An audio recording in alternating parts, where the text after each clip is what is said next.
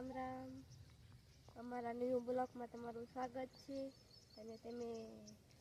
અને આજે જવાની છું હું વાડીએ.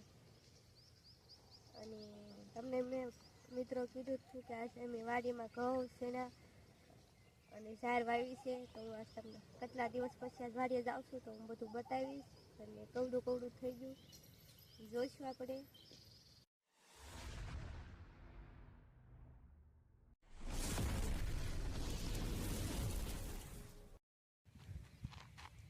તો અમે વાડીએ મિત્રો પગી ગયા છીએ અને બધા પહેલાં હું તમને બતાવીશ અમારી વાડીનું પણ છે તળાવ કે હજી કેટલું પાણી છે ભરાઈ રહ્યું છે. શિયાળાનો મોલ કરી રાખ્યો હતો.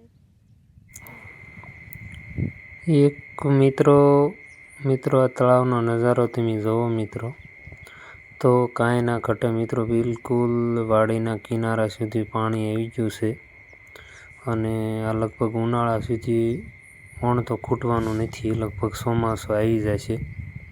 કેમ કે મિત્રો પાણી આવું પહેલી વાર બન્યું છે કે અહીંયા સુધી વાડીના કાંઠા સુધી જે દિવાળી વહી ગયા પછી પાણી છે મિત્રો. તો ચલો હવે હું તમને લઈ જાઉં મારો મોલ જોવા.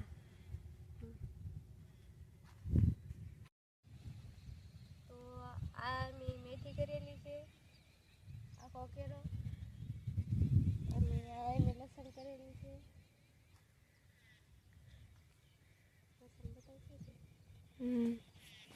આ કેરો અમારો લસણનો છે અને આ અમે ઘઉં કરેલા છે.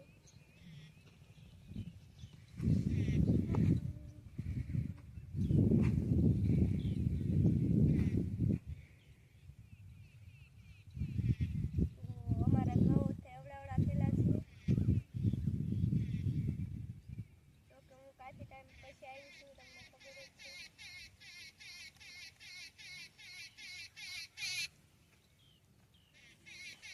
અને આજે અમારે પાડવાના છે શેણા મિત્રો.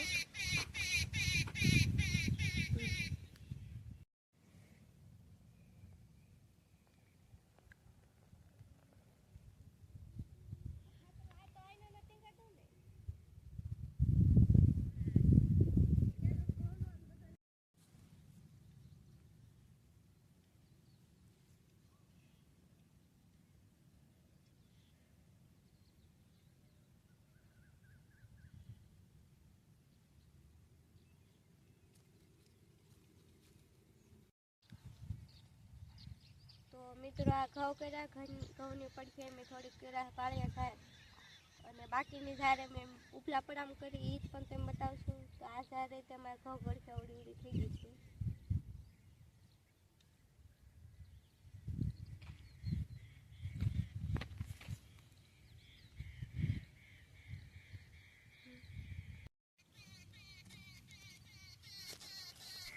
મિત્રો આ જુવારની વાડી છે અને એક નેચરલ મોસમ જો ક્લાઇમેટ જો મિત્રો, જુવારને જોતા તમને અહેસાસ થાય છે.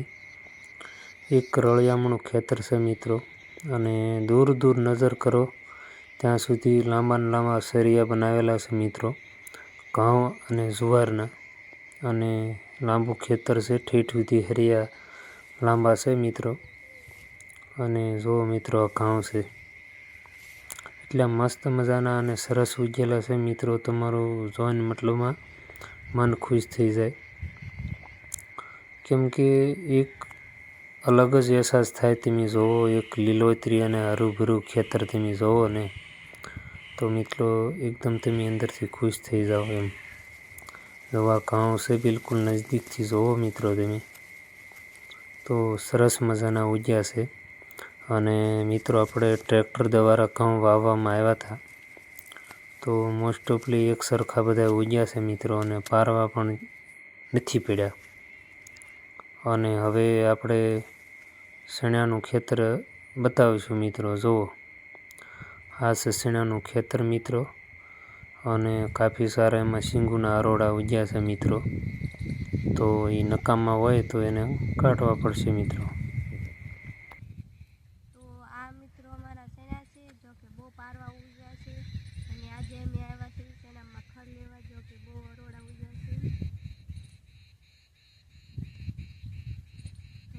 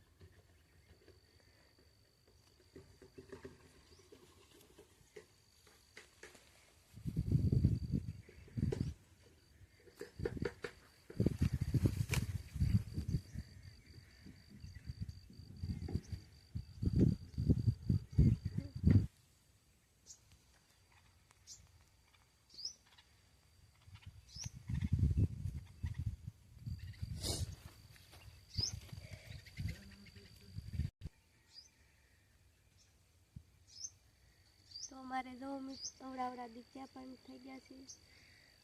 જો કે મેં વહેલો આવ્યો હતો અને ફૂલ પણ કાફી સારા આવ્યા છે.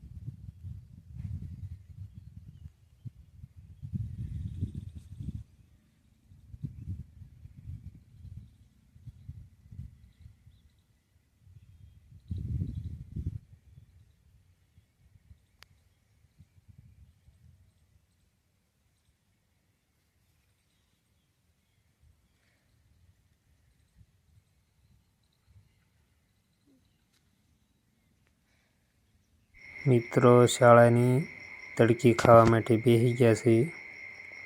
ઝાડ વાટ બેઠા છે પણ તડકી ખાવા બેઠા છે અને હવે જમવા માટે બેઠવાના છે. તો મિત્રો જમવા માટે બેઠી ગયા છે. જમવામાં કાકડી છે, દાળ છે અને દહીં છે જમવાનું મસ્ત મજાનું મિત્રો. તો મિત્રો અમે જમીને પછી અહીંયા અમારો બ્લોગ્સ પૂરો કરીશું. અને બ્લોગ પૂરો પસંદ આવે મિત્રો તો જરૂર બ્લોગ પૂરેપૂરો જોજો મિત્રો.